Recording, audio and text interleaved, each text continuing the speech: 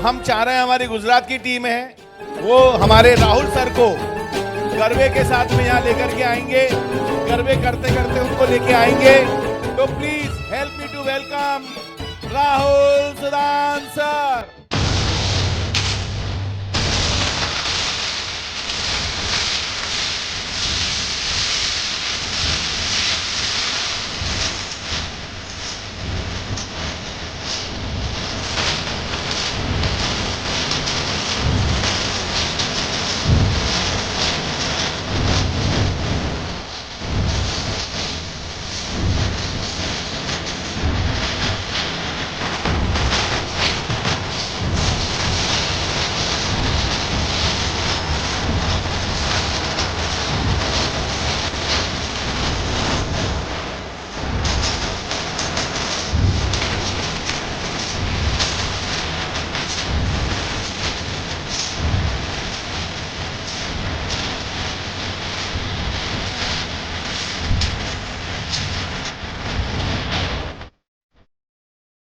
बहुत बहुत धन्यवाद आप सभी का। एक नई स्टाइल में आप लोगों ने आज हमारे विशेष अतिथि का स्वागत किया, वंदन किया, वो भी गुजरात के लोगों की, गुजरात की खुशबू के साथ साथ में गुजरात की आवाज के साथ। चेयर बैठे खड़े के बाद तो सभी लोग प्लीज अपने अपने के बैठ जाएं। Hello, are ready? तो चलिए अब ज्यादा समय नहीं लेंगे।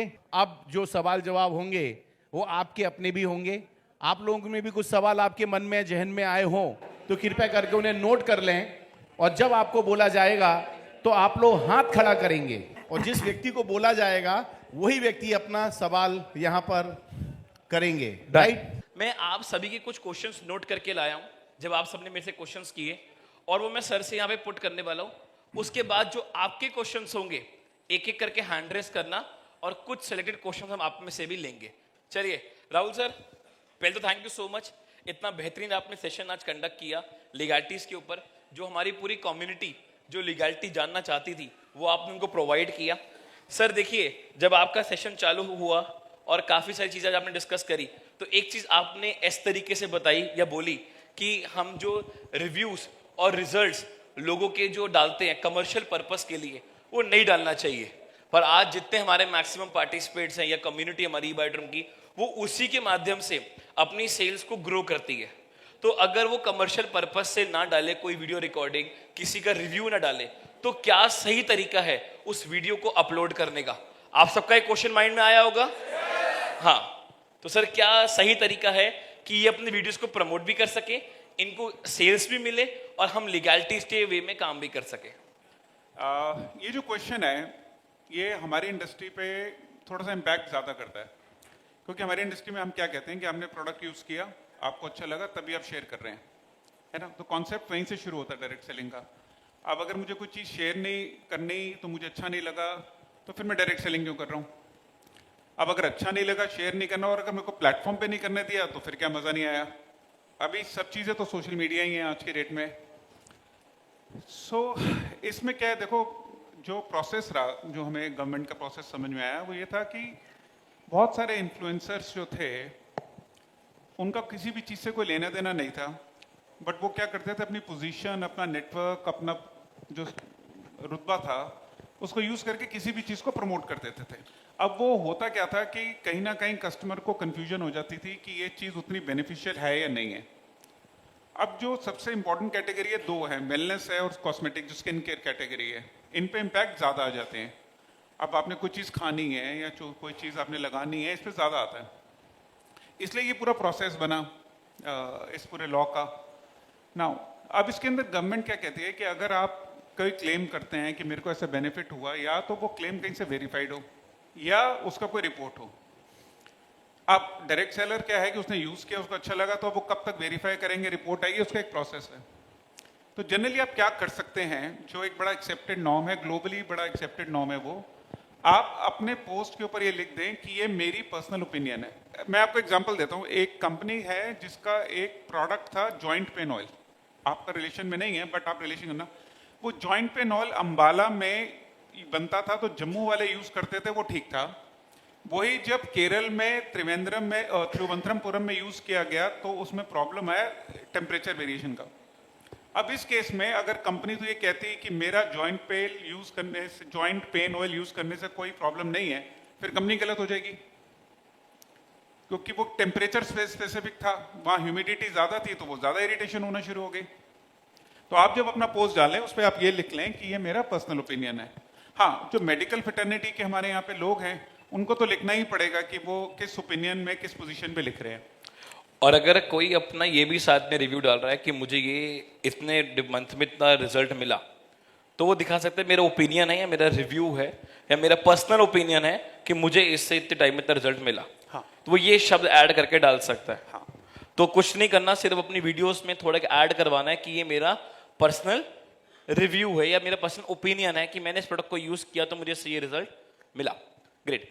राहुल सर, जब हमारी पूरी कम्युनिटी है या कोई भी पर्सन होता है, जब वो नया नया डायरेक्ट सेलिंग में जुड़ता है और जब वो मार्केट में जाता है, तो मार्केट में क्वेश्चन आता है कि सही कंपनी और गलत कंपनी दोनों में क्या पहचान है। तो कैसे उसको बताया जाए कि डायरेक्ट सेलिंग में सही कंपनी क्या है, गलत कंपनी क्या है? देखिए, सही कंपनी मतलब जिसने डायरेक्ट सेलिंग रूल्स 2021 का पालन किया वो सही कंपनी है। ठीक है। अब डायरेक्ट सेलिंग रूल्स को पालन करते हुए आप क्या देखते हैं? आप ये देखते हैं कि उसकी वेबसाइट के ऊपर वो सभी इंफॉर्मेशन अवेलेबल है जो डायरेक्ट सेलिंग रूल्स कहता है। अब वो कहता है कि प्रोडक्ट रिलेटेड सारी इंफॉर्मेशन, आपकी कंपनी के रिलेटेड सारी इंफॉर्मेशन, आपके जीएसटी, टीडीएस सारी इंफॉर्मेशन वहाँ पे होनी चाहिए। तो पहला स्टेप तो आप ये कर सकते हैं, क्योंकि पहचानना बड़ा आसान है कि यार ये इंफॉर्मेशन है कि नहीं है। दूसरा, उसका जो कॉन्ट्रैक्ट है वो होना चाहिए, रिफंड पॉलिसी होनी चाहिए। तीसरी चीज, नेशनल कंज्यूमर हेल्पलाइन में रजिस्ट्रेशन। अब देखो, जो 90% डायरेक्ट सेलर है वो इतना सब नहीं देख पाता, वो कैसे समझेगा कि मतलब कहाँ पे नेशनल कंज्यूमर हेल्पलाइन जाना है। तो आप क्या करें, आप अपनी ट्रेनिंग्स में एक मॉड्यूल डालें जहाँ पे पहले आप खुद अवेयरनेस शुरू करें। समझिए, आप एक बनाना शुरू करें कि how to identify a company. आप कहें जी कंपनी के वेबसाइट पे जाओ, ये सारी इन्फॉर्मेशन लिस्टेड है, यहाँ पे जाओ ग्रीवियांस रजिस्टर्ड है, ये ई कॉमर्स के हिसाब से हमारी कंप्लायंस रजिस्टर्ड है। आप पहले खुद इनिशिएटिव ले लें, फिर स्टेट की जो कंप्लायंस है वो पूरी है।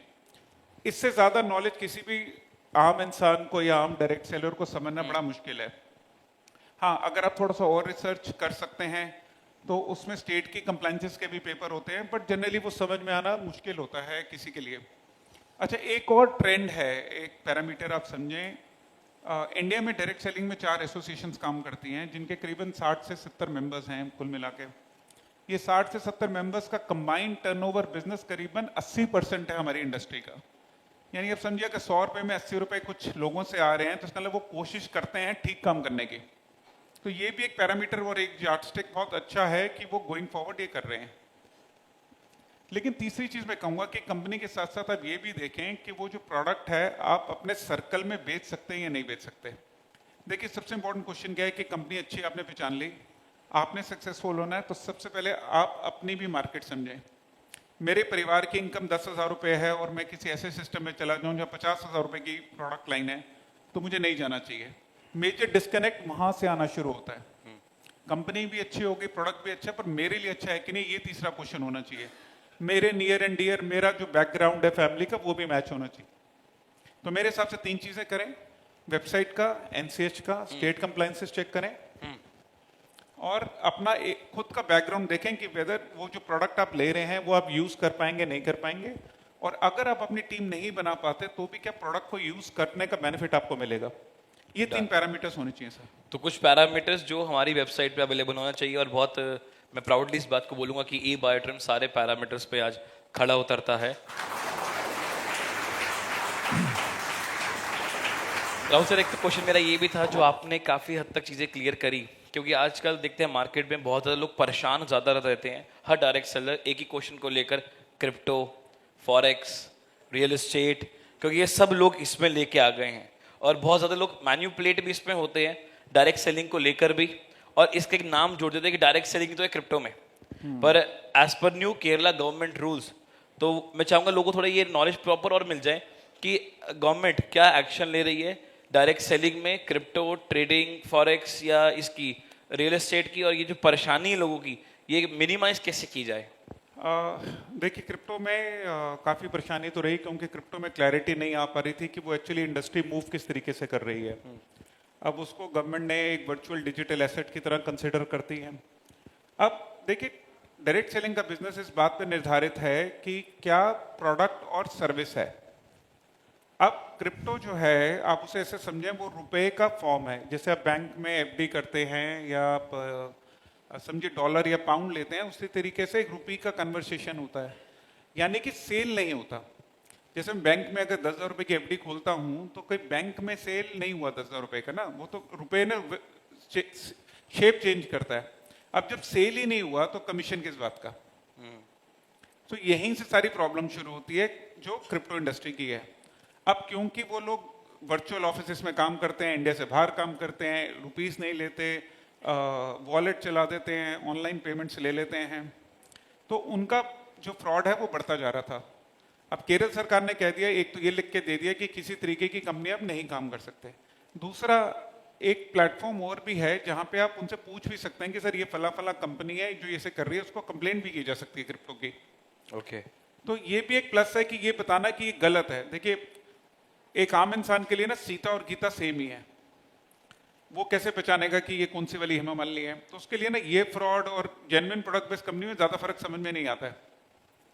तो उनको फर्क समझाने के लिए आपको बताना ही पड़ता है कि सर ये सरकार का रूल है, ये सरकार में आप जा सकते हैं। तो यहां से आपकी अंडरस्टैंडिंग क्लियर हो जानी चाहिए कि कोई आपसे कहे कि क्रिप्टो हिंदुस्तान में लीगल है, वर्ल्ड में लीगल है, उसमें एमएलएम लीगल है, उसको कहे कि भाई भारत सरकार के 2016 से लेके आज 2025 आ गया, कुछ नहीं तो करीबन 1000 पेपर छपे होंगे डायरेक्ट सेलिंग के ऊपर। कोई तो एक वर्ड लिखा होगा कहीं पे, कोई एक छोटा शब्द कहीं तो लिखा होगा कि हाँ जी ये क्रिप्टो में डायरेक्ट सेलिंग अलाउड है। कह रहा भाई दिखा दे यार। वो एक क्वेश्चन आपको उनसे जरूर पूछना चाहिए, क्योंकि वो सब कुछ करते हैं सिवाय इस बात को आंसर देने के। वो आपको यूट्यूब के वीडियो दिखा देंगे, लिंक्डइन की फोटो दिखा देंगे, बड़े बड़े प्रधानमंत्रियों के साथ फोटो दिखा देंगे, क्रिप्टो का ये हो रहा है, वो हो रहा है। कुछ लोग हमारे भारत सरकार के प्रतिनिधियों का नाम ले लेते हैं, बट वो सब फ्रॉड है। अच्छा, आप ना थोड़ा प्रैक्टिकली सोचो। जिस बंदे ने, मुझसे एक बच्चा मिला, वो 22-23 साल का बच्चा था, उसने मुझसे कहा कि क्रिप्टो का बड़ा फ्यूचर है। तो मैंने उससे पूछा कि फ्यूचर क्यों है। कह रहे इसमें बहुत पैसा है। तो मैंने कहा बहुत पैसा कमाने के बाद तू क्या करेगा। तो मैं कह रहा मैं दुनिया घूमूंगा। मैंने कहा और। कह रहा गाड़ी बंगला लूंगा, सबसे मिलूंगा, पेरेंट्स के साथ पार्टी करूंगा, गर्लफ्रेंड को घुमाऊंगा। ओके। तो मैंने कहा अभी क्रिप्टो में सबसे अमीर बंदा कौन है। कह रहा ये तो मैंने देखा नहीं। मैंने कहा भाई जिस रास्ते में चलना है उसका एंड रिजल्ट तो पता कर लो। तो मैंने कहा चलो एक प्रैक्टिकली मान लेते हैं कि जिसने क्रिप्टो बनाया होगा वही सबसे अमीर होगा, वही जो भी होगा, हमने तो देखा नहीं। तो कहता हाँ। तो मैंने कहा देखो वो बंदा कौन होगा ये तो मुझे भी नहीं पता। मैंने कहा देखो ऐसा बंदा जिसको टाइम मैगजीन ने अवार्ड दे दिया बिना देखे, ऐसा बंदा जिसको दुनिया में समझो तो अगर नोबेल प्राइज भी मिल जाए बड़ी बात नहीं है, पर वो बंदा है कहां कि उसने इतना कमा लिया कि उसको फिर भी सबसे मुंह छुपाना पड़ रहा है। और वो ये भी जानता है कि 170 देशों की पुलिस उसके पीछे है। वो जिस दिन बाहर मिल गया हर देश उसको 6-6 महीने के लिए अपने पास रखेगा। तो मैंने उससे पूछा, मैंने कहा भाई तू मुझे एक चीज समझा, वो सब कुछ करने के बाद बाहर नहीं आ रहा तो तू इतना करने के बाद बाहर घूमेगा। तो कहानी का मैटर यही है कि लोगों को ना एंड विजन दिखाना पड़ता है। लास्ट में मैंने उससे एक चीज कही, वो बैंगलोर से था लड़का, कर्नाटका में बैंगलोर में था। मैंने कहा आपके यहाँ पे एक बंदे हैं अजीम प्रेम जी, आप में से कुछ लोग उनको जानते होंगे अगर आप गूगल करेंगे। हिंदुस्तान के बड़े माननीय बिजनेसमैन है। मैंने कहा उन्होंने 10,000, 20,000, 25,000, 1 लाख करोड़ कमाया। वो फिलंथ्रॉपी भी करते हैं, वो घर पे भी रहते हैं, दुनिया में भी मिलते हैं, वो सबका ध्यान भी रखते हैं, मिलते हैं। और उन्होंने बहुत क्रिप्टो वालों से ज्यादा पैसा कमाया। क्या उन्होंने ईमानदारी में पैसा नहीं कमाया? क्वेश्चन ये है कि हमारे बच्चों को, हमारे लोगों को सही एग्जाम्पल नहीं मिल रहे। वरना लोग क्रिप्टो में क्यों जा रहे हैं? क्योंकि एग्जाम्पल सही नहीं है। अगर आप उन्हें ये बता दें कि सबसे सक्सेसफुल बंदा भी कहीं नजर नहीं आ रहा और हमारे यहाँ पे एक एवरेज बिजनेसमैन भी यहाँ तक नजर आ रहे हैं। मैंने कहा इंडिया में भी किसी ने क्रिप्टो चलाया तो वो भी कोई अजीम प्रेम जी के लेवल का बिजनेसमैन कहां बन पाया आज तक। सो क्वेश्चन ये है कि आपको सिर्फ उनको गाइड करना चाहिए, इन्फॉर्म करना चाहिए। सरकार ने अपना काम कर दिया है, और हर स्टेट में अब हम कोशिश करेंगे कि सिमिलर लॉ आ सके ताकि एक क्लियर कट ब्लैंकेट लग सके। ग्रेट। तो आई बिलीव आप सभी का एक क्वेश्चन क्लियर हुआ, क्योंकि हमेशा एक बंदा बोलता था क्रिप्टो वाले बहुत परेशान करते हैं, वो क्लियर हुआ। दूसरा राहुल सर, एक पॉइंट आता है कि सपोज मुझे कोई कंपनी से कोई कंप्लेंट है या मुझे कोई कंपनी कुछ बोलना है, तो क्या वे ऑफ हायरार्की है कि क्या मैं डायरेक्ट सबसे पहले एमडी के पास ही जाऊं कि सर मुझे ये प्रॉब्लम है, या कोई वे ऑफ हायरार्की भी सेटल्ड है एक पूरी? देखो, आज की पूरी ट्रेनिंग सिर्फ इस बात पे निर्धारित थी कि ज्ञान आप सबके पास है। मैंने तो ट्रेनिंग शुरू करते ही आपको कहा था कि मैं तो ये एक्सपेक्ट नहीं कर रहा कि मैं आपको कोई नई चीज सिखाऊंगा, क्योंकि इंस्टाग्राम से बड़ा तो भगवान नहीं है आज की डेट में। तो मैंने सिर्फ आपको क्या बोला था कि प्रोसेस फॉलो करना है। प्रोसेस इसलिए नहीं फॉलो करना कि मेरे को करना है, प्रोसेस इसलिए करना है कि मुझे मेरी टीम से प्रोसेस फॉलो करवाना है। अल्टीमेटली अगर मैंने बहुत सक्सेसफुल होना है तो मेरी टीम को सक्सेसफुल होना ही पड़ेगा, कोई ऑप्शन ही नहीं है ना। अब आप समझो मेरा एक पैकेट खो गया और मैं अपने ओनर को फोन करता हूँ या अपने एमडी को फोन करता हूँ, डायरेक्टर को फोन करता हूँ कि सर मेरा पैकेट खो गया। अब होगा क्या? दो ऑप्शन है। एक पहला ऑप्शन, वो 12 से 14 घंटे तक किसी मीटिंग में अगर ट्रैवल में बिजी होंगे तो शायद वो फोन ना देख पाए, जिसके चांसेस ज्यादा हैं। बिल्कुल। दूसरा ऑप्शन है कि मान लो उन्होंने देख लिया तो वो क्या कहेंगे, अच्छा मैं देखता हूं। उन्होंने उठा के अपने ऑपरेशन हेड को भेज दिया। अब ऑपरेशन हेड जो था, मान लेते हैं कि एक बड़े प्रोसेस में इन्वॉल्व था कि किसी चीज में, अब उसके लिए क्या होगा कि बॉस का ऑर्डर आ गया, पहले सारा काम बंद करो, पहले ये बैग ढूंढा जाएगा। अब किसी की सैलरी जाननी है, कुछ पे आउट जाना है, लेकिन सब रुकेगा। अब इसका दूसरा तरीका भी हो सकता है, आप अपनी वेबसाइट पे डालें कि एक पर्टिकुलर कंप्लेन का कितने दिनों में रिप्लाई आएगा। देखो, ताली एक हाथ से तो बजेगी नहीं, बिल्कुल बजनी तो दोनों हाथ से ही है ना। दूसरी बात आप ये डालें कि हमारा प्रोसेस क्या है। देखो, हर जगह का सिंपल प्रोसेस, आप टेलीकॉम में भी आप चले जाएं, आज एयरटेल की सिम की प्रॉब्लम की वजह से सुनील मित्तल पे केस नहीं हो सकता कि आज मेरा एयरटेल का बिल नहीं चला और मैं भारतीय मित्तल पे, सुनील मित्तल पे केस करूंगा, ऐसा तो नहीं हो सकता ना। मेरी एलआईसी की इंश्योरेंस में कहीं मेरा प्रीमियम का मिसकैलकुलेशन हुआ, मैं एलआईसी के चेयरमैन पे केस तो नहीं कर रहा ना, उनको एक्सपेक्ट तो नहीं कर रहा है मेरी पॉलिसी वो ठीक करेंगे। सो आपको प्रोसेस से चलना होगा, ताली दोनों हाथ से बजती है। पहली प्रोसेस ये कि आप अपनी ऑनलाइन कंप्लेंट लिखें। अब मैं यहां का सिस्टम की बात नहीं कर रहा, मैं आपको जनरल अच्छे सिस्टम की बात कर रहा हूं। पहला सिस्टम क्या है कि एक सेंट्रलाइज सिस्टम होता है जिसके अंदर व्हाट्सएप, ईमेल, टेलीफोन और any other way, walk in, ये चारों को डेटा को आप एक सिस्टम में ऐड करें। फिर एक सिस्टम के बाद कोई एक बंदा उसको एक्नॉलेज करे और उसके साथ उनको रिप्लाई करके टाइमलाइन का रिप्लाई दे। आज अगर मेरी कोई कंप्लेंट है और मुझे लिखकर आ जाए कि सर 48 घंटे में आपको रिप्लाई कर रहे हैं, और 48 घंटे में रिप्लाई होने से पहले आ जाए कि सर अभी और टाइम लगेगा, 2 दिन और चाहिए, मुझे क्या प्रॉब्लम है? बिल्कुल। क्योंकि मेरी टीम में समझो मेरे को इंग्लिश आती है, मैंने लिख दी, अभी किसी को नहीं आती होगी तो वो तो और भी परेशान होगा। अच्छा, किसी ने वॉइस नोट में कंप्लेंट भेज दी, अब समझो उसमें सबसे बड़ा इंटरेस्टिंग चीज, वॉइस नोट की कंप्लेंट को नोट करके लिखने वाला भी एक और काम बढ़ गया।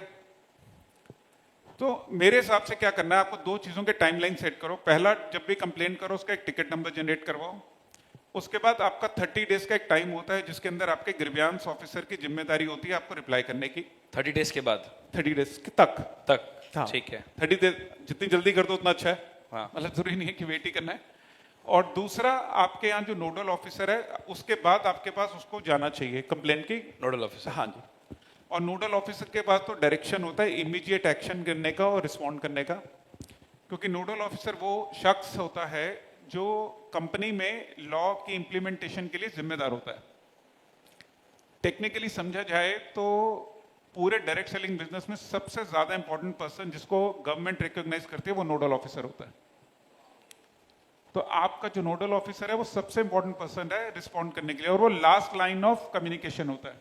हमारे को एक्चुअली टेक्निकली मैनेजमेंट से कोई लेना देना नहीं होता।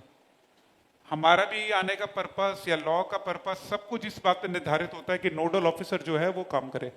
और उसके बाद आप एमडी पर जाओ, फिर हाँ नहीं जी। हुआ। उसके बाद एमडी के पास जाओ, कुछ नहीं हुआ। जाने की जरूरत ही क्या है? नहीं, देखो 1%।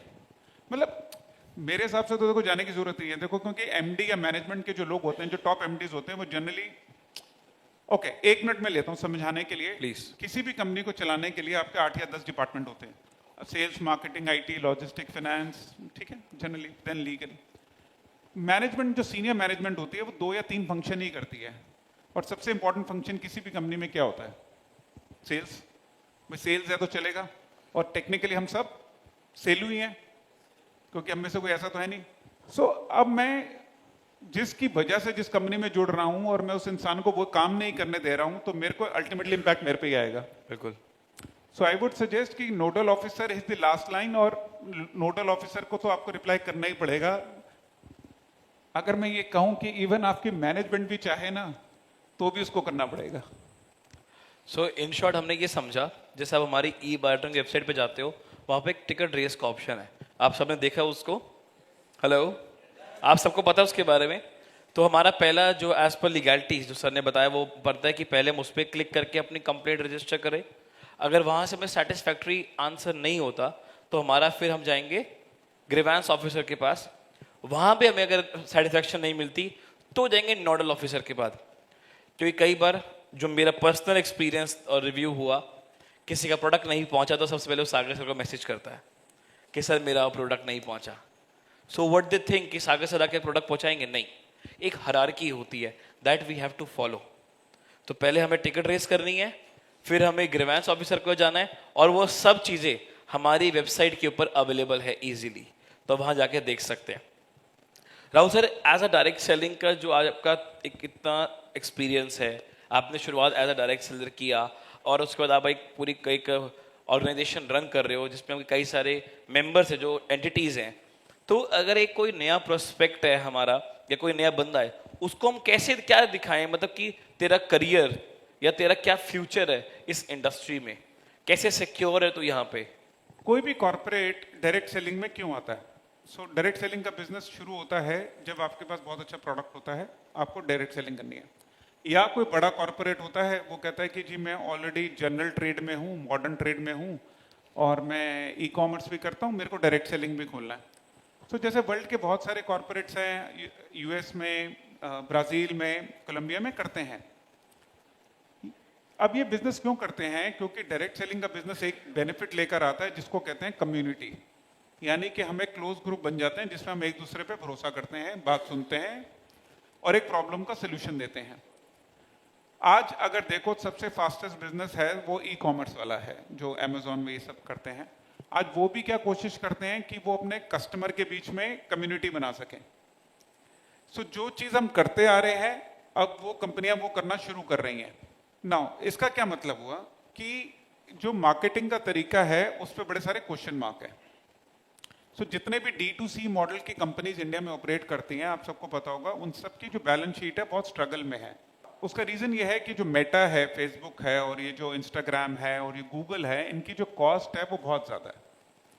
सो अब अल्टीमेटली उस कॉस्ट से बचने के लिए जितने ब्रांड हैं D2C के, जिनको आप देखते हैं ऑनलाइन एक वेबसाइट खड़ी करते थे, शैम्पू बेच रहे हैं, फेसबुक पे ऐड डाल डाल के जो बेच रहे हैं, असल में उनके लिए कस्टमर लाने की कॉस्ट बहुत ज्यादा है। इसलिए उनको दूसरा तीसरा तरीका देखना पड़ता है। तो बिजनेस पॉइंट ऑफ व्यू से डायरेक्ट सेलिंग सबसे ज्यादा हेल्प करता है कस्टमर को लाने के अंदर। ये बिजनेस पॉइंट ऑफ व्यू से ये पहले, क्योंकि कोई भी इंडस्ट्री तभी चलेगी जब बिजनेसमैन सॉर्टेड आउट होंगे। भाई किसी को तो सेटअप लगाना है ना, किसी को इंफ्रास्ट्रक्चर लगाना है, कोई बड़ी कंपनी तभी आएंगी ना। दूसरा क्वेश्चन है कि इसका future as a direct seller क्या है? इंडिया का एक ही चैलेंज है कि हम विश्व की सबसे बड़ी जनसंख्या है। इसके अलावा जो काम करने की जनसंख्या होती है, जो 16 साल से 45 साल की जो उम्र होती है, जिसको कहा जाता है काम करने की पॉपुलेशन, ये वो जनसंख्या है जिनको अगर काम करने की अपॉर्चुनिटी नहीं मिलती ना, तो ये सबसे जल्दी फ्रस्ट्रेट होते हैं, यही गलत जगह जाते हैं, यही गलत काम करते हैं। आपको उनके लिए अपॉर्चुनिटी बनानी है। विश्व में यूरोप और जापान और यूएस से ज्यादा काम करने वाले लोग अब हिंदुस्तान में हैं। अब ये प्लस भी है, माइनस भी है।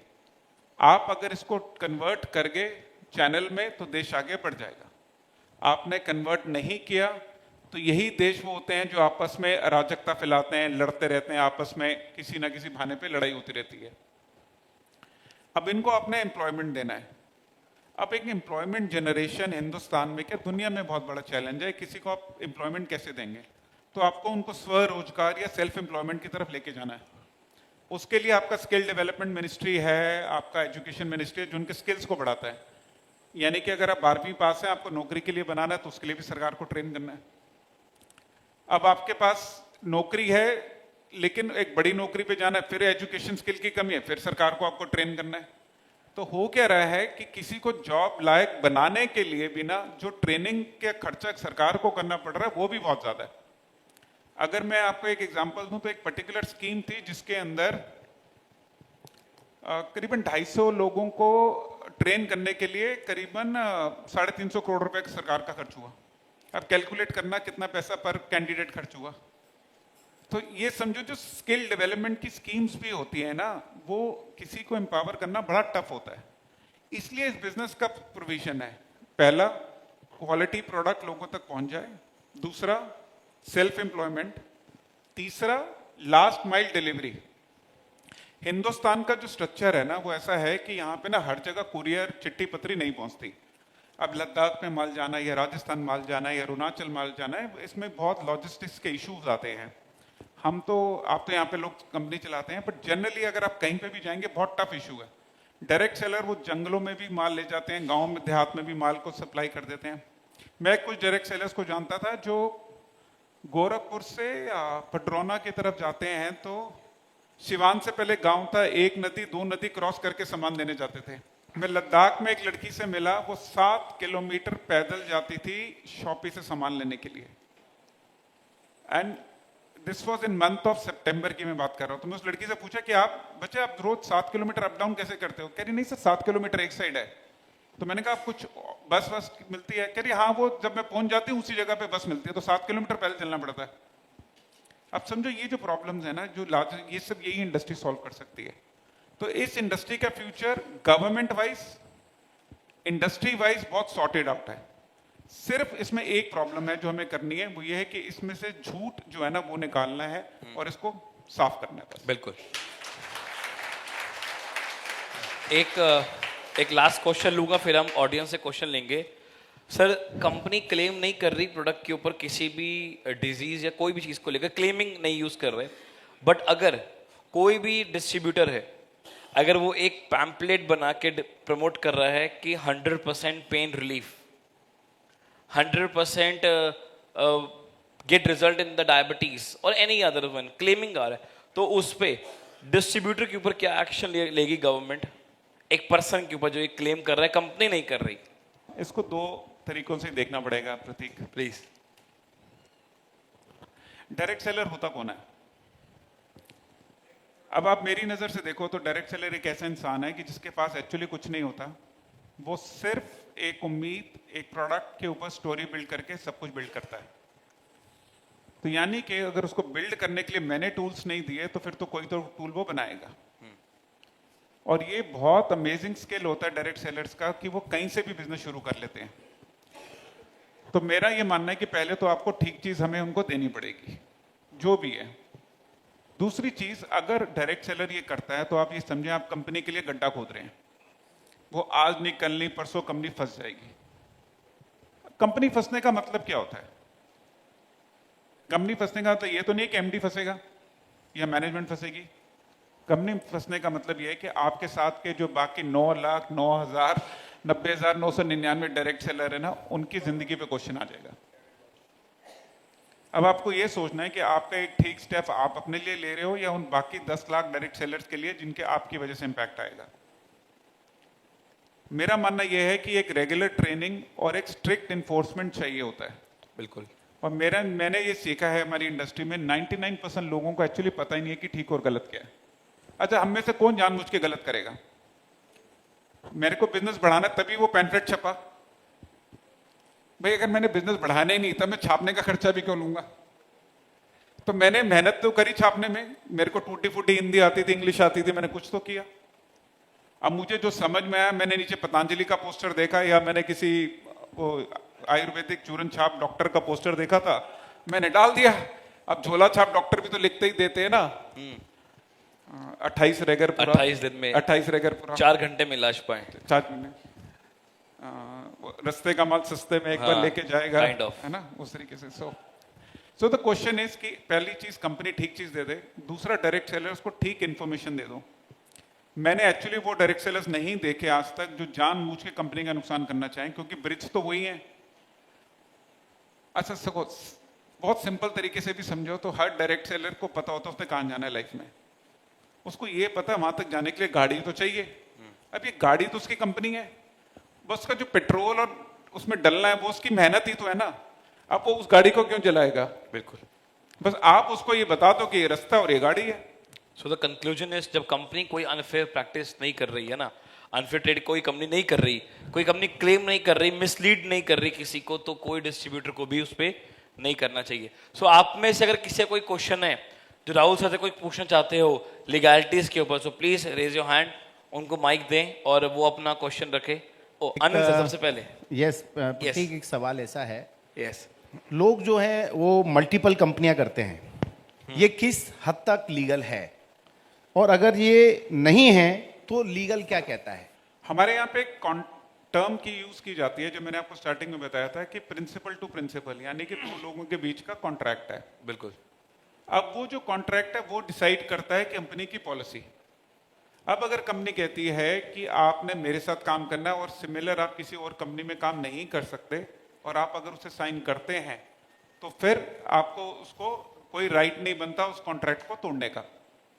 बट अगर कंपनी नहीं लिखती ये बात तो फिर आपके पास राइट होता है कुछ और करने का।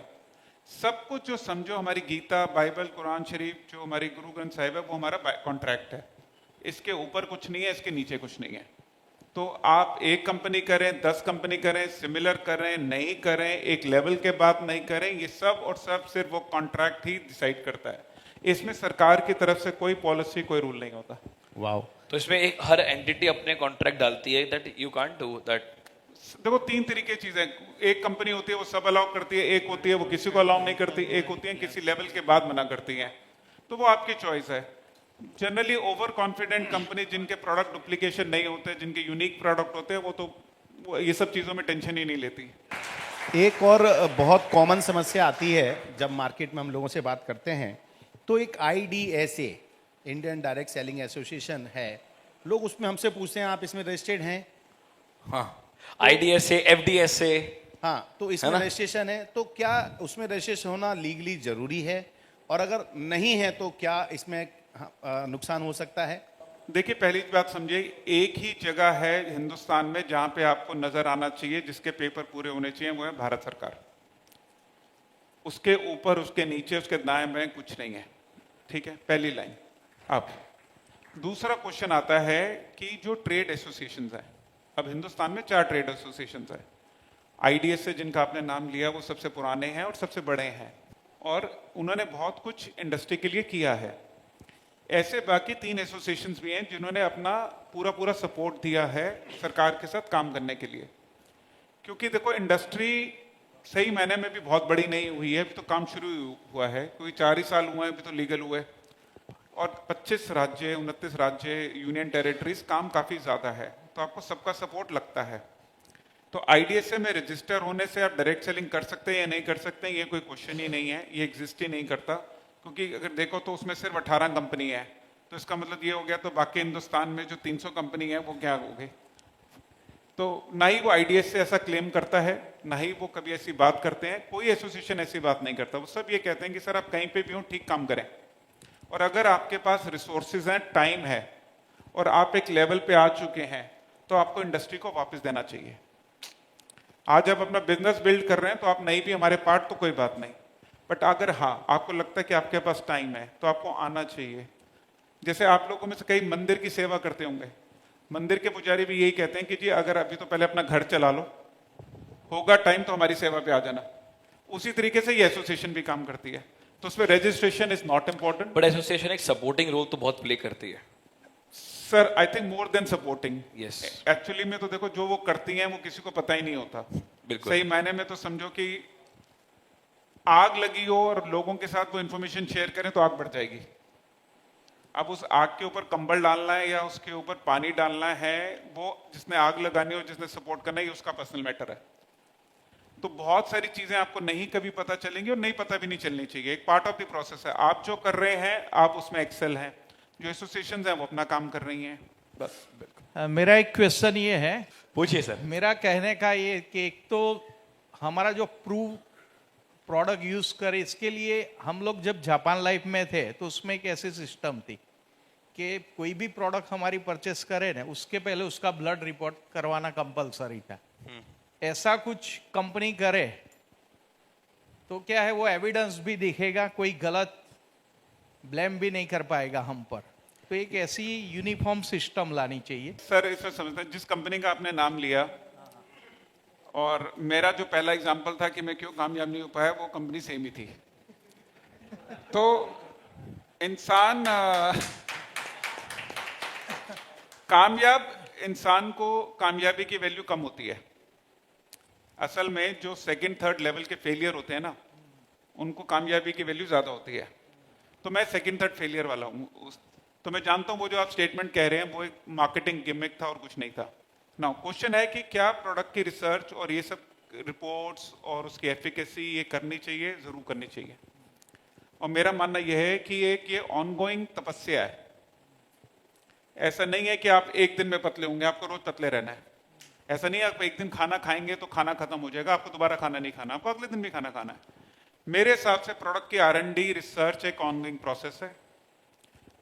जितना बड़ा प्रोडक्ट, जितना बड़ा सिंगुलर प्रोडक्ट, यानी आपके अलावा इंडिया में कोई और नहीं कर रहा, उतनी आपकी जिम्मेदारी बन जाती है कि आप उस प्रोडक्ट के लिए करें। समझिए जैसे 2010-11 में जब सीबकथॉर्न इंडिया में आया था, उसकी रिसर्च R&D नहीं थी। तो 3 साल जब तक वो सीबकथॉर्न की रिसर्च की जिम्मेदारी एक ही कंपनी पे थी और उसने किया, लेकिन वो कंपनी सीबकथॉर्न की सबसे बड़ी कंपनी बनी? तो आंसर है नहीं है। क्या सीबकथॉर्न एक बहुत बड़ा प्रोडक्ट बना? तो आंसर है नहीं है।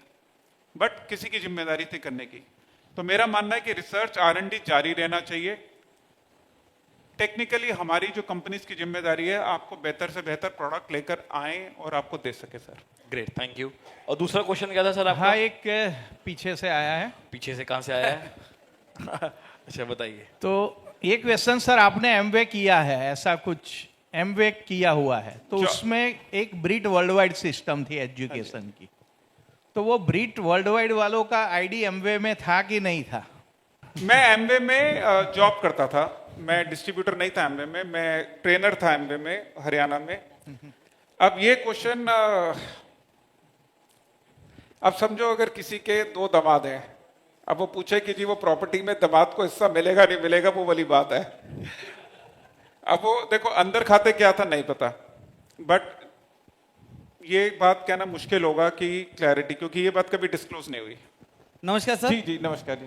मेरा नाम दत्ता प्रकाश पोरे हो। मैं सांगली से बिलोंग कर रहा हूँ और परमेश्वर बोपी सर उनके टीम से हूँ। सर हमें ये जो हमारा मैग्नेटिक थेरेपी जो वो क्या करते हैं हम कि शाला स्कूल कॉलेजेस बैंक वगैरह होता है, वो सोशल वर्क हम कर रहे हैं सभी तरफ। उसका कुल गवर्नमेंट का रूल है क्या कि इस तरह से हम उनके तरफ जा सकते हैं? यानी कि एग्जांपल हम पुलिस स्टेशन में जाना चाहते हैं, लेकिन उनको जाने के पहले उनको कुछ लेटर वगैरह देना, उसका कुछ लीगली प्रोसेस होती है क्या? ओके, आपसे ज्यादा तो मेरे को लगता है मैंने सुन लिया था, प्रतीक कुछ और सुन रहा था। उनका कहना यह है कि हम अगर ऐसी जगह जाकर के काम करना चाहते हैं तो हम क्या कर सकते हैं लीगली? कोई इसमें इलीगल तो नहीं है? देखिए अगर आप पुलिस स्टेशन में, स्कूलों में, कॉलेजों में। देखिए मैं इसका जवाब देता हूँ आपको। अगर आप कोई भी स्कूल कॉलेज कहीं भी जाते हैं तो एक परमिशन लेटर लगता है उस स्कूल का, उस कॉलेज का, कि हम आपके यहाँ पे आके एक प्रोग्राम कंडक्ट करना चाहते हैं अपनी प्रमोशन, तो आप वहाँ पे उनसे देके रिसीविंग मिलती है तो आप जाके प्रमोट कर सकते हैं। सर यही है। सपोज मुझे स्कूल में जाना है तो मैं उनसे परमिशन लूंगा ना कि मैं आ सकता नहीं आ सकता, सिंपल। अगर आपको परमिशन मिल गई तो ठीक है। और सर देखिए हम परमिशन लेके ही जाएंगे, ये तो है नहीं कि स्कूल चल रहा है हम पहुंच गए और जाके मीटिंग शुरू कर दी, तो परमिशन जरूरी है। यस बिल्कुल। सर प्रतीक सर ने जैसे आपको फर्स्ट सवाल पूछा था, अभी टीवी में, न्यूज़पेपर में, पिक्चर में बहुत सारी एडवर्टाइजमेंट आती है। हीरो हीरोइन एक्टर्स सब एडवर्टाइजमेंट करते हैं, तेल की एडवर्टाइजमेंट करते हैं, शैम्पूज की एडवर्टाइजमेंट करते हैं, जबकि वो कोई प्रोडक्ट यूज नहीं करती है। ओके, उसके बावजूद वो एडवर्टाइजमेंट करती है।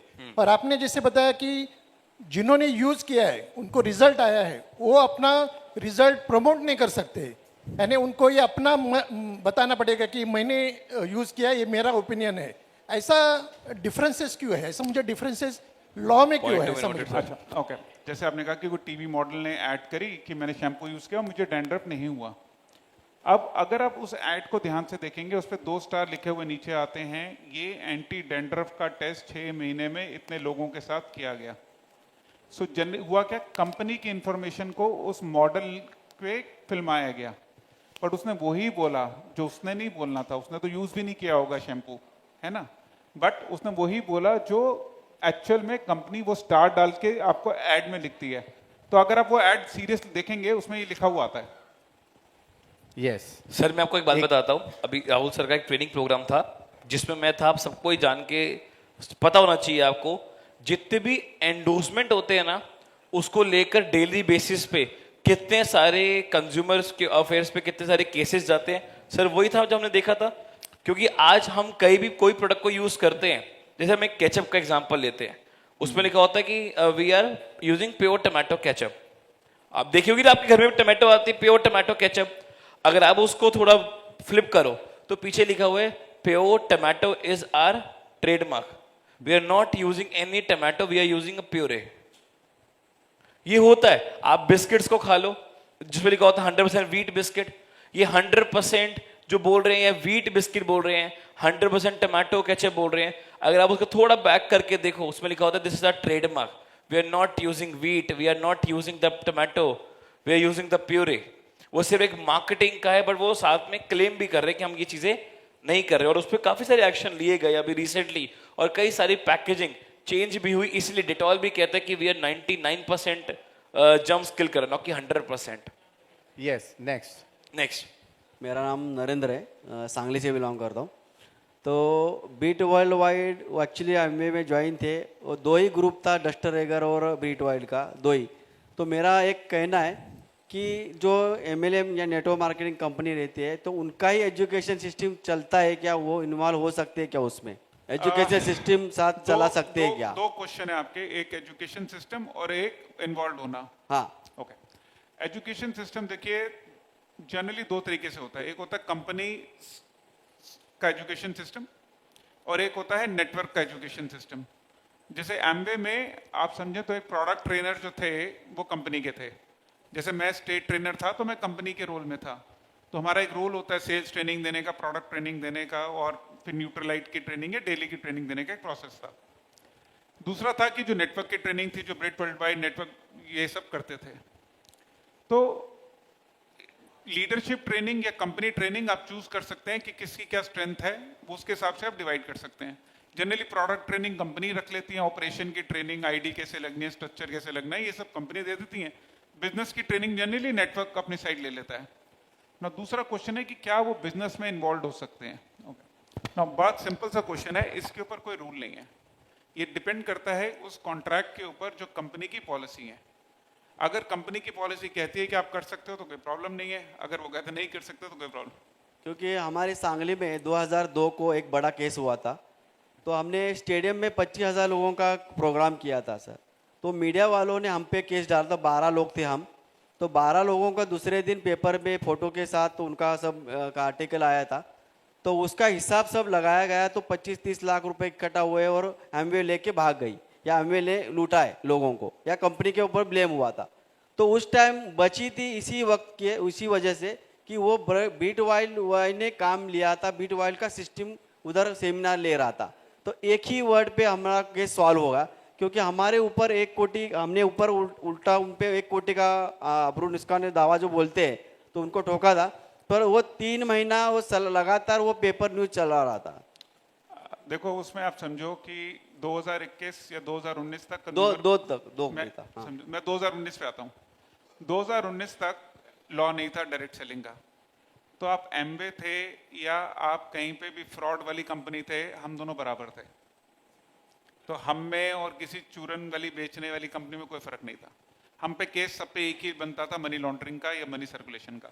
मैं डेली बेच के पैसे कमा रहा था या मैं कुछ और बेच के पैसे कमा रहा था, मैं तभी आपको कह रहा था कि मैं जब 99 में ज्वाइन करने गया था तब मुझे बोला गया था कि अगले महीने लीगल हो जाएगा, तो मुझे तो 20 साल वेट करने पड़े।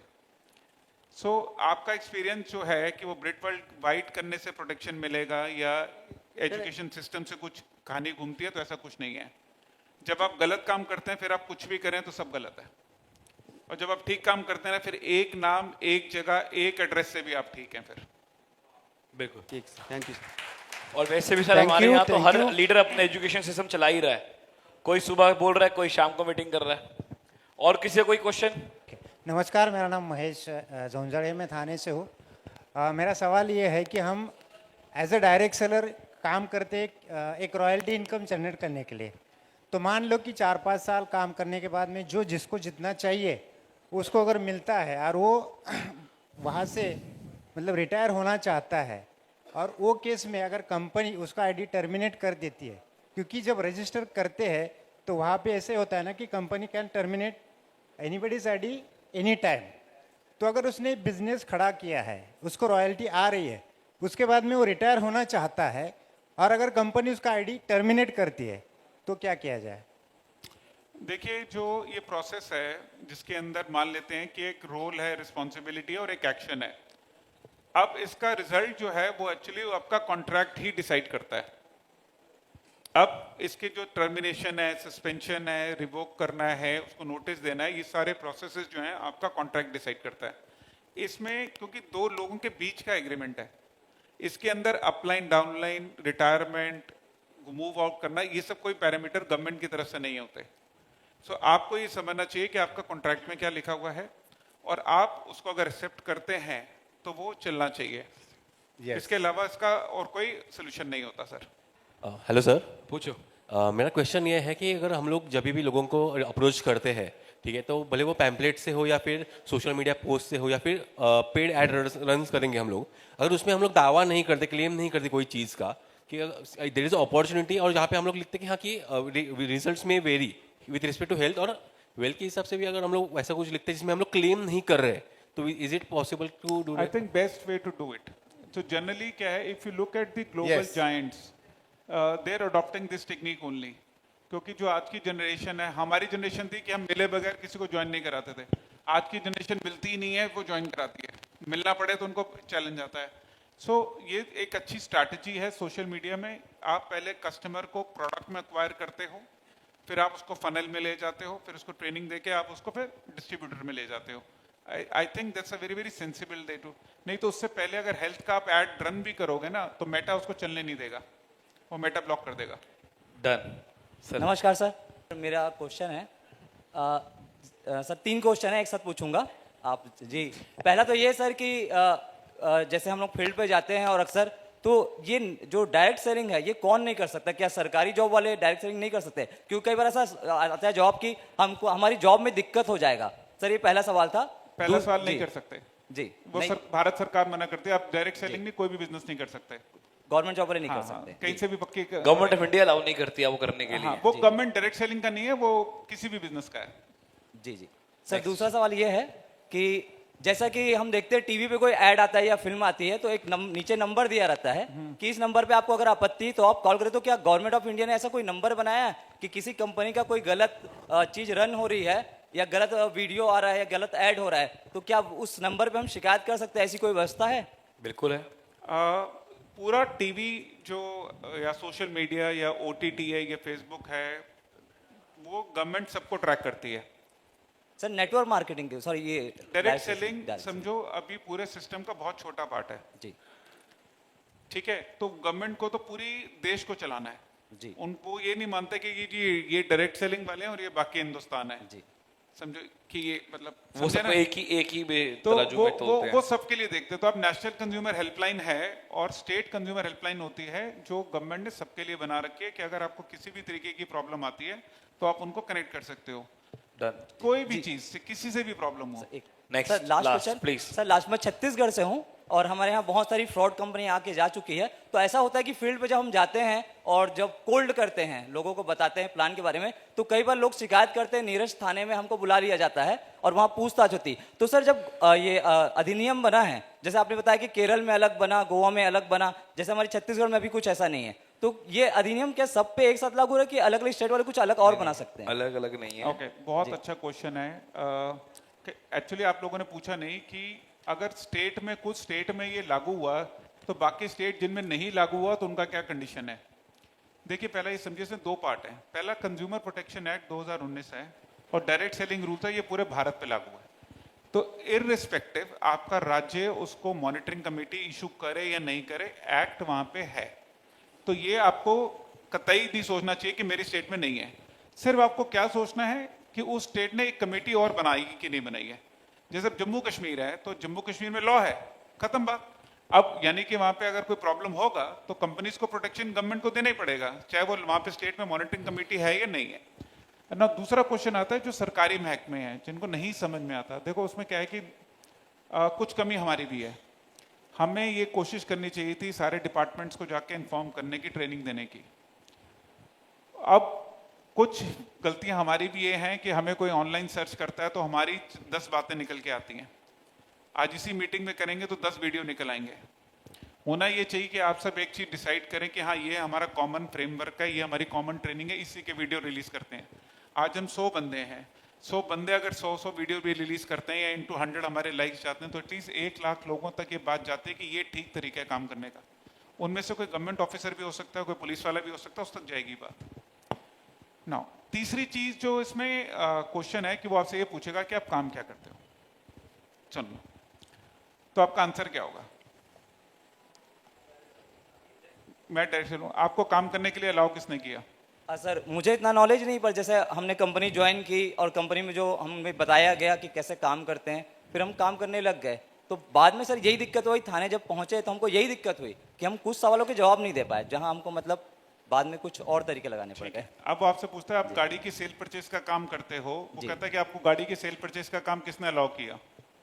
सर कंपनी ने। ठीक है, चलो अब समझो इसमें क्या है। पुलिस वाले का क्वेश्चन क्या है? वो ये क्वेश्चन है, वो ये जानना चाहता है कि आप जो काम कर रहे हो, क्योंकि उसने तो सुना नहीं जी, है ना, तो वो सोचता पता नहीं कोई नई चीज ना हो कि उसको पता ना, उसके चल जाए आंखों के नीचे कुछ अंधेरा छा जाए बाद में सुनने में। आपको क्या कहना है कि मैं डायरेक्ट सेलिंग का बिजनेस करता हूं, इसको भारत सरकार ने 2019 से मान्यता दी थी, ये उसकी कॉपी है। ये डायरेक्ट सेलिंग रूल्स हैं जो हमारे एक्ट हमारी स्टेट में वैलिड है। ये 3 कॉपी प्लस FSCCI कॉपी, ये 3 है जो हमें लीगल प्रूफ करते हैं हम डायरेक्ट सेलिंग कर सकते हैं। ये मेरा आई कार्ड है, ठीक है। अब आप बताओ आपका क्वेश्चन क्या है? क्योंकि अगर आपका कोई क्वेश्चन है तो मैं ये सरकार को भेज देता हूँ, वही आंसर देंगे, क्योंकि मैं अपनी मर्जी से तो डायरेक्ट सेलिंग नहीं कर रहा जी। अच्छा, अब में से कौन लोग हैं जो अगर ये डायरेक्ट सेलर का बिजनेस इलीगल होता तो करते? नहीं करते सर। कोई है हम में से? जी नहीं। तो जब हम कर ही नहीं रहे तो क्वेश्चन क्या है कि अगले बंदे को समझ नहीं आ रहा।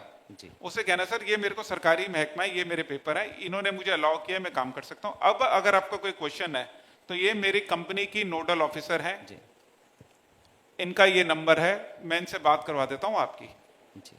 और आप ये मेरे को या तो मुझे लिख के दे दो या मैं इनसे बात करा देता हूँ। जी, मैं सबसे रिक्वेस्ट करूंगा प्लीज आई कार्ड लगाएं, क्योंकि मैं आई कार्ड के जरिए बचा था वहां से। ओह वाओ यार, थैंक यू सो मच यार, थैंक यू सो मच। चलिए लास्ट क्वेश्चन विनीत प्रधान जी पूछिए। जी सर, मेरा नाम विनीत है सर, मैं जयपुर राजस्थान से हूँ। नॉमिनी को लेके क्वेश्चन है मेरा कि हम मार्केट में काम कर रहे हैं सर, कल को कोई एक्सीडेंट हो जाता है तो मैं जिस सिचुएशन में मेरा बिजनेस है, तो मान लीजिए नॉमिनी जो है मतलब अभी 18 का नहीं है, तो क्या वो जो आईडी है उसके हिसाब से ये जो हमारा जो भी कमीशन है ये जो मेरे अकाउंट में जाता है, इसको गवर्नमेंट मतलब ये गवर्नमेंट के हिसाब से है या कंपनी इसको डिसाइड करेगी सर? कंपनी डिसाइड करती है सर। ये इसमें उसका कोई नहीं है? नहीं। आप ये समझना, सरकार ने इतनी क्लैरिटी दे दी काम करने की कि कहा कि सिर्फ एक 4 लाइनों का कॉन्ट्रैक्ट है जिसमें सब कुछ लिखा है। आपको समझ में आए तो साथ में करने से कितनी मतलब ये सब जो देखो मार्केट में जैसे आपको सबको डाउट है ना, वैसे बहुत सारे क्वेश्चन है मार्केट में। तो सिंपल सी बात है, कॉन्ट्रैक्ट पढ़ लो, समझ लो, नहीं पता तो नोडल ऑफिसर को कहो कि मैडम ये मेरा क्वेश्चन है, आपने ये मुझसे क्वेश्चन पूछा, पता नहीं कितने दिनों से आप ये क्वेश्चन अपने दिल में रख के जा रहे होगे है ना। वो भाई साहब का क्वेश्चन छत्तीसगढ़ वाला भी ठीक था और उनका प्रिंट वर्ल्ड वाइड वालों का क्वेश्चन भी ठीक है, क्वेश्चन तो सारे ठीक है, लेकिन करना क्या था, आपको सबको एक आदत डालो, नोडल ऑफिसर को मेल डाल दो। हमारे यहाँ थोड़ी आदत बदलनी पड़ेगी। अल्टीमेटली मेरे को अपने फोन डाला, सागर सर जिम्मेदार नहीं है उसके लिए। नहीं नहीं, सागर सर को वॉइस नोट देना बंद कर दो। हाँ, सबसे पहले वही बंद करो तो सब कुछ ठीक हो जाएगा। आपको करना क्या है, देखो सारे क्वेश्चन आप लोगों ने पूछे, बहुत लॉजिकल क्वेश्चन है, आप एक मेल डालो, वो उनका डिपार्टमेंट की रिस्पॉन्सिबिलिटी, आपको रिटर्न रिप्लाई कर देंगे। हमारे यहाँ तो सर दिल्ली ऑफिस के प्रतीक ने पानी नहीं पूछा, सागर सर। और जो सर एक पैन कार्ड से हम लोग मतलब काम करते हैं, तो ऐसा कुछ कंपनियों में ऐसा होता है एक पैन कार्ड चलेगा, किसी में 3 है, 3 आईडी ओपन कर सकता है एक नाम से, ये भी कंपनी का अपना निर्णय होता है या? अच्छा, ओके। एक पैन कार्ड पे कितनी आईडी होनी चाहिए? एक। 3 क्यों नहीं? कितनी भी हो सकती हैं सर? हाँ जी, कितनी भी हो सकती हैं कितनी भी सर? हो सकती है ना। 3, 9, 27, 81 जितनी मर्जी डाल लो। जी। इनफैक्ट सागर सर कंपनी बंद करे, मैं ही डाल ले तो 2 लाख आईडी तो उनको भी कंपनी चलाने की क्या जरूरत है? ओके, देखो ये एक ऐसा क्वेश्चन है कि इसको यहाँ से समझना पड़ेगा एक तरीके से, जिसका मतलब ये है कि हमारे प्लान, हमारी डायरेक्ट सेलिंग इंडस्ट्री में सबसे बड़ा प्रॉब्लम है पिरामिड और मनी सर्कुलेशन। यानी कि हमें ये समझा जाता है कि हम पिरामिड हैं, क्योंकि एक्चुअली हर चीज पिरामिड है। असल में पिरामिड वर्ड गलत नहीं है। एक अच्छा पिरामिड होता है, एक बुरा पिरामिड होता है, ठीक है? तो पिरामिड तो सब कुछ ही है, तो इसमें भागने की तो कोई जरूरत नहीं है। लेकिन हमें क्या करना है, कुछ ऐसी चीजें करनी होती है जिससे हम उससे बाहर आते हैं, ठीक है? अब मान लेते हैं कि एक पैन कार्ड में सरकार मना नहीं करती कि आप एक पैन कार्ड पे 4 आईडी लगाओ, 6 लगाओ, 10 लगाओ, 12 लगाओ, उनको उससे कोई फर्क नहीं है। उनको फर्क है अगर वो पिरामिड या मनी सर्कुलेशन में है तो बंद। सिंपल से कैलकुलेशन। उन्होंने तो टाइम नहीं लगाना, उन्हें आपसे थोड़ा पूछना है कि आपने क्या करना था कि एक फ्लैट बेचना। जैसे अनिल जैन साहब कहते हैं एक फ्लैट के 3 कमरे हैं, ज्यादा किराया आएगा। अब क्वेश्चन ये है कि एक इंसान को एक पैन कार्ड में एक आईडी से ज्यादा चाहिए क्यों? इसका कोई लॉजिकल आंसर नहीं है। इसका सिर्फ एक ही आंसर निकलता है मुंह से कि सर मेरा स्ट्रक्चर बड़ा हो जाएगा। स्ट्रक्चर बड़ा हो जाएगा तो टीम बड़ी हो जाएगी। लेकिन क्वेश्चन ये, जैसे ही आप स्ट्रक्चर वर्ड मुंह से निकालते हो आप पिरामिड की तरफ चले जाते हो। सो हमारे देखो मुद्दा क्या है कि हमारे को डायरेक्ट सेलिंग करनी है, हमें डायरेक्ट स्ट्रक्चरिंग नहीं करनी। नहीं तो मेरी इंडस्ट्री का नाम सेलिंग नहीं होता ना, स्ट्रक्चर होता। स्ट्रक्चर चलाना है तो उसमें प्रोडक्ट भी क्या डालना भाई? अगर फ्रॉड ही करना है फिर प्रोडक्ट की भी क्या जरूरत है? जीएसटी भी दो, टीडीएस भी दो, स्ट्रक्चर वैसे ही फ्रॉड कर ले। Any company doing multiple IDs on PAN card is a very, very risky business. Junali madam कुछ कहना चाहती हैं? Yes. Madam. Basically, I would like to add to the person who asked question कि हमारी थोड़ा माइक थोड़ा। कंपनी की अगर कुछ गलत बातें हैं तो हम कहाँ पे, कोई नेशनल हेल्पलाइन नंबर है क्या कि हम वहाँ पे रिपोर्ट करें? उसी के लिए एक सिस्टम बनाए ना, hierarchy. They should report to the company. Nodal ticket generate कीजिए, टिकट पे रिजॉल्व नहीं हो रहा है तो आप ग्रीवरेंस के पास आइए। उसके बाद नोडल है, नोडल के बाद आप वहाँ पे एनसीएच में जाओ या फिर हेल्पलाइन में। नहीं, उन्होंने कहा मैडम अदर कोई कंपनी अगर कुछ कर रही है so where is the way, otherwise I already told कि stop messaging Sagar sir, sir मेरा प्रोडक्ट नहीं पहुंचा, सर अपने सपोर्ट नहीं करता। आप एक हायरार्की को फॉलो करिए। चलिए Anil sir, thank you so much. Anil sir, sir मैं लास्ट प्लीज लास्ट। सर मैं परमेश्वर शंकर राव भोपी सांगली से बिलोंग करता हूँ। सर आपने बताया 18 नंबर से अभी 13 नंबर पे ये कंपनी, हमारा कंपनी का नाम आया है, तो ये किसी को दिखाने गए तो कौन से साइड पे जाके दिखाना है? और मुझे लगता है लगभग जल्दी से जल्दी 1 नंबर पे आएगा सर। बिल्कुल आएगा। ओके, भोपी जी मैं आपको लिंक भेज दूंगा व्हाट्सएप पे। पहला क्वेश्चन का आंसर दे देता हूं। आज क्या डेट है? सो बट अनदर 10 दिन, 10 दिन के अंदर डायरेक्ट सेलिंग टुडे मैगजीन का नया एडिशन आ रहा है। वो उसमें आपको मिलेगा वो लिस्ट बकायदा, उसमें पूरी टॉप 50 की लिस्ट है जिसको हम ट्रैक करते हैं इस बिजनेस के अंदर। और उसमें दोनों साल का है, पिछले साल का भी, इस साल का भी है। तो आप प्रतीक जी से अपनी कॉपी ले सकते हैं और 10 दिन के अंदर हम भेज देंगे। चलिए प्लीज सेटल डाउन। ये लास्ट क्वेश्चन रहेगा। सर प्रणाम, मैं डॉक्टर सुरेंद्र, रहता जयपुर हूँ, रहने वाला हरियाणा से हूँ। आपने बताया कि जो प्रोफेशनल लोग हैं, डॉक्टर्स है ना, सीएज या एडवोकेट्स, यदि वो प्लीज शांति, यदि कंपनी में पर्सनल उनका इंटरेस्ट है यानी कि इन्वॉल्व है, तो ज्यादा चीजों को हाईलाइट नहीं कर सकते। सर ज्यादा नहीं, देखिए आप डॉक्टर हैं ये सच रहेगा, समझिए आप लॉयर हैं ये सच है। Yes. आपकी फ्री एडवाइस भी लॉयर ही मानी जाएगी। आप Yes. किसी को सलाह दे देंगे वो भी मानी जाएगी। जी। आप किसी को कह देंगे कि तूने बीमार है तो नींबू स्लाइड खा ले, वो मानी जाएगी। Yes. तो ये प्रोफेशनल लोगों के साथ डेकोरम है। तो आप अपना कोई भी हेल्थ का पोस्ट डालें, उसके अंदर आपको लिखना पड़ेगा कि ये आप अपनी प्रोफेशनल ओपिनियन में डाल रहे हैं या नहीं डाल रहे, क्योंकि लोग इसको ऑब्वियसली, सर आप समझे कोई सीनियर डॉक्टर लिख दे कि मेरे को इससे खाने से मेरा कोलेस्ट्रॉल कम होता है, तो उसका इम्पैक्ट आप समझिए कितना जाएगा। Yes. हमें हमेशा ये मानना चाहिए कि किसी भी कम्युनिकेशन को लोएस्ट आईक्यू लेवल पे लेके जाना चाहिए, कि एक आम इंसान बिल्कुल जिसका दिमाग में बिल्कुल छोटी चीज है ना, वो पढ़ के क्या समझेगा। आपकी फोटो देखेगा, डॉक्टर साहब हैं, वो कहेगा कि तो इसलिए उसको आप अगर लिख के ना, तो यही पॉलिसी गवर्नमेंट ने बना दी है और सिर्फ हमारी इंडस्ट्री के लिए नहीं है, इट्स अक्रॉस सभी इंडस्ट्रीज के लिए आज की डेट में। Thank you so much sir. Second question ये है, जितने भी आपने लीगल, इलीगल और डॉक्यूमेंटेशन जितने भी रूल रेगुलेशन बताए, इनका यदि हमें कोई प्रैक्टिकल बुकलेट, बुक या कुछ आपके पास रिटर्न में वो मिल जाए तो सभी के लिए बहुत इजी हो जाए। इसका मैं आपको ना एक पीडीएफ भेज देता हूँ। Yes sir. ज्यादा बड़ा नहीं, स्पेसिफिक पीडीएफ है, ताकि आपको ये पता हो कि कोई आपसे पूछे कि भाई आप क्या करते हो, क्या आपका काम लीगल है, इलीगल है, तो आप एक फटाफट उसे कहो ये व्हाट्सएप ले यार, तो देख ले, खत्म बात। 1499 प्राइस। चलिए, बहुत सारे सवाल जवाब हुए और एक और खुशखबरी की बात बता दूं कि डायरेक्ट सेलिंग टुडे, जिसके करता धरता हमारी स्टेज पर ही है, सेक्रेटरी, जो अगली बुक आ रही है उसके अंदर अपनी ये जो टॉप लेवल पे अपनी कंपनीज है, टॉप 13 VR, टॉप 13 लेवल पे अपनी बायोट्रम है। आप क्या सस्पेंस देना चाहते हो, खोलना चाहते हो? नहीं, मैं कुछ और बताना चाहता हूँ। 13 तो नंबर ये पे 13 नंबर पर जो अपनी कंपनी का नाम आया है, सभी कंपनियों के नाम होंगे उसमें।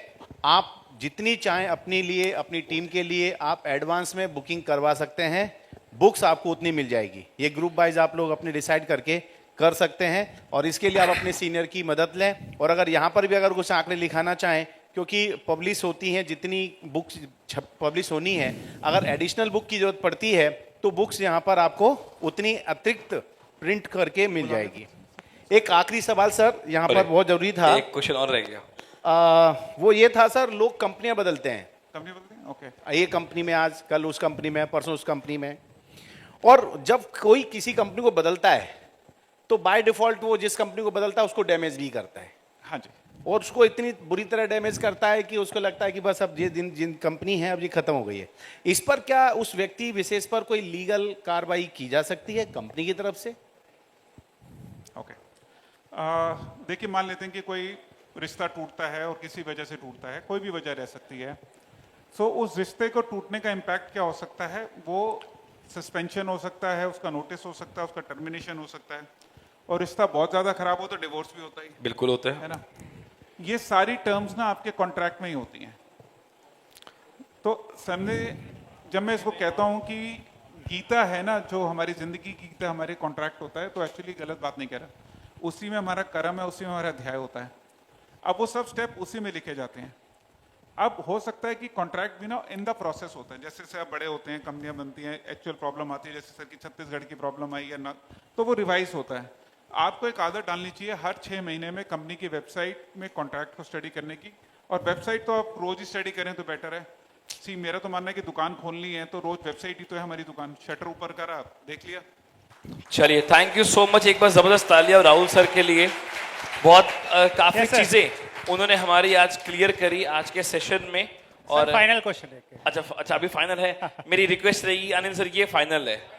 अनिल सर प्लीज, क्योंकि हमारा बाकी सेशन रन डाउन हो रहा है। Yes sir please. एक क्वेश्चन पहले। मेरा नाम वेंकट राजू है सर। सर, हम लोग स्टेज पे खड़ा होके हम लोग इनकम के बारे में हम इतना कमा सकते हैं, अगर कमा रहे इतना करके बोल सकते हैं, नहीं बोल सकते स्टेज पे हो? जो एक्चुअली कमा रहे, मतलब वो नहीं कर रहे कि बढ़ा के नहीं बोल रहे, जो एक्चुअल कर रहे हो ना, आप खुल के बता सकते हो। जबरदस्त। बहुत बहुत धन्यवाद आप सभी का, बहुत बहुत शुक्रिया। और thank you sir. Last question खत्म, प्रतीक का और हमारे राहुल सर का। तो थैंक यू सो मच सभी को। इतना अच्छे तरीके से राहुल सर ने पूरा सेशन को लिया, सबके क्वेश्चंस कवर करे। मैं सागर सर को स्टेज पे इनवाइट करना चाहूंगा। इसके पहले मैं चाहूंगा, जितनी अच्छी तरह से हमारे राहुल सर ने सबको जवाब दिए, अच्छे लगे या नहीं लगे? उतनी अच्छी तालियां नहीं बजाई आप लोगों ने। खड़े होके कम ऑन यार, जबरदस्त तालियां होनी चाहिए।